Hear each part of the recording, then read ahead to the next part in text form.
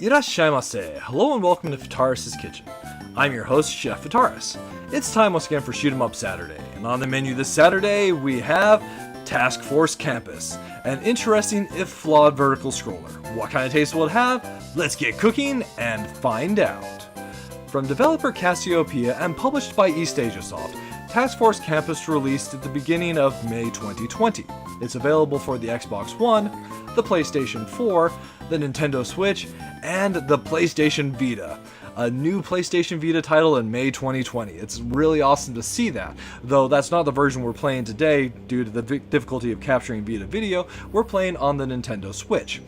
So, one thing to note before I continue any further, this game does have an epilepsy warning when you fire it up, and it's very deserved, that warning. So if you have photosensitive epilepsy, do not continue past this point, and just keep in mind this game is not one for you. So that said, it's also one that I really can't recommend, partially due to some of the problems that would make it deserving of an epilepsy warning. That and there's just some other issues with the gameplay itself, mainly being that it's really short. The price point is low, which does make that a bit more forgivable, but still. So here we are at the main menu. Going into the play menu, we're taken to our select pilot, and here we can choose between the 3 different ships that we have by default and then the 2 unlockables. So our ships are the Midori, the Pastel, and the Federation.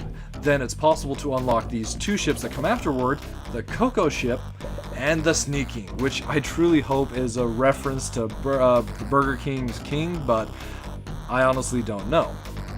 So to unlock the 2 last ships, with the Coco ship you just need to save enough Cocos, which we'll see throughout the course of gameplay, and I have no idea how I unlock the Sneaking. To start off, we'll show the game with the Federation, as it does have more HP and is thus better survivability. So it's a relatively straightforward vertical scroller, where we have the ability to fire and not much else, but there are some mechanics related to that. So instead of lives, we have HP, which is represented by the green bar in the bottom left. In the bottom right, we see our shot power. As we defeat enemies, our shot power will increase until it maximizes the bar.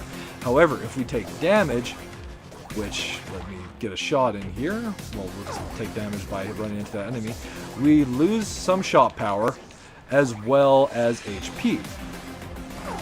Also, after we take damage, we'll have a shield that appears around the ship momentarily. Once that shield dissipates, it's actually possible for us to regenerate HP by ceasing fire. So as long as we're not firing, we'll regenerate our health. It's actually a really neat risk-reward system, and it's probably the thing I like the most about this game. Throughout the course of the gameplay, we'll see the situations where it might be advantageous to take a hit, then use the shield to survive a rather tough round of enemy bullets, especially against bosses, then regenerate and continue our attack. So throughout the course of our stage so far, you've seen many times where we've broken asteroids, and there have been these little crocodile, dinosaur-like creatures come out. Those are the Cocos, and at least from the game's simple story, they're what we're out here going to save. The stages themselves are procedurally generated, though there's not a lot of variety to the stage itself. And throughout the course of the stages, there'll be 2 points where we'll be allowed to pick power-ups. There are 3 power-ups total. The double shot, which increases the number of shots we have. The super shot, represented by the S. The H, which increases our HP, should it be low, so if you're at full HP you don't need to take that. But there are situations where you might want to refill your HP, especially if it's right before a boss. So if we happen to get ourselves hit enough times, the Federation can take more shots than the other ships.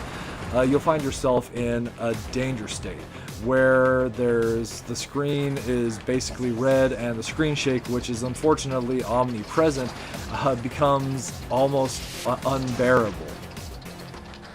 And that's where I start having problems with the game. If there was an option in the options menu to turn off the screen shake, my enjoyment of this game would be several times higher than what it currently is. Unfortunately, because there's not, and we have this like danger state here, whenever we're like seeing the weird like red screen, or we're like getting the vibration and the screen shake from destroying enemies, it just almost becomes too much sometimes, especially as you progress further and further into the game and the screen shake itself gets a little bit well, like rougher. The runs themselves are relatively short regardless of if you win or lose. Should we die, we're just taken back to the beginning of the screen, which is good because we can actually try a different ship. But even if you continue to win, the game only has 3 stages, or rather 3 bosses rather, as the stages themselves are merely a means of just separating the bosses. Then after that, once you've defeated the game one time through, you'll just basically start a fresh loop. Not really a whole lot of gameplay there. Forgivable because the game has such a low price point, but short length doesn't really help this kind of a title. I do appreciate that there are some unlocks though. As we play through the game, there are the 2 unlockable ships, the sneaking, which just adds... So, the 3 main ships all are relatively the same, with just some slightly different abilities. So, the green ship has an extra shot, you just have a little bit more firepower, a little bit more coverage, where the pastel ship has the super shot by default, so a more powerful shot. The Federation has more life. And the sneaking has 2 side shots, which basically gives it kind of like a 3-way spread coverage. But the Coco ship here, this one has the most variety to the gameplay. So in the course of playing with the other ships, if you rescue enough Cocos, you'll get what's basically like a turret or an option that follows you around. It's a Coco that's tethered to your ship. The Coco ship, that's the only way you can fire is with those tethered Cocos. And instead of just having one, we have multiple. It really changes up the way you play the game, and it's really nice because it's the only ship that is different that way. So there you have it. Task Force Kampas served up for your enjoyment. Minus flavors. So my big minus flavor is the screen shake. It's just bad enough, and some of the other graphical issues where playing this game long enough literally gives me a headache. I have had to stop playing earlier because my head was just pounding from all the graphical shake and the other issues that we have in the game itself. Then there's also just its super short length. Although, one thing that's interesting, with the 3 bosses that we have, the final boss has its own lyric theme of music, and the game has a strong lyrics warning, or a strong language warning, because of the lyrics to the song that plays during the final boss. So that's just a neat little bit of trivia. The game itself earned an M rating just due to a song with some strong language. Anyway, so moving on to the plus flavors. So I do like the health mechanic where you do regenerate once you stop firing your shots. It does provide a little layer of strategy to what otherwise is a really basic game. Then there are some unlockables as well. Defeating the game with any of the characters will unlock a filter.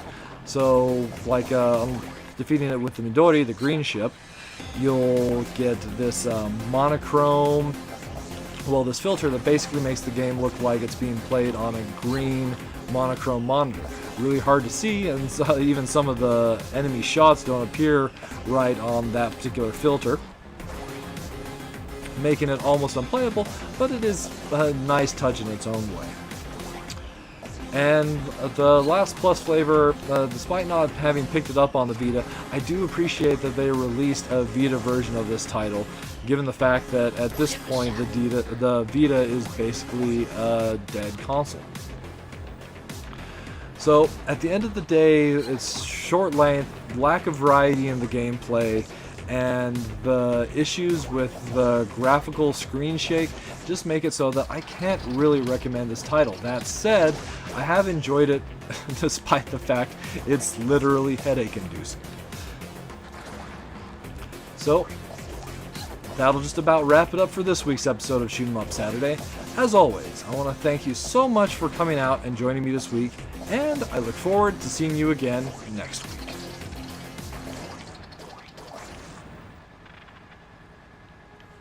Shoot a shot.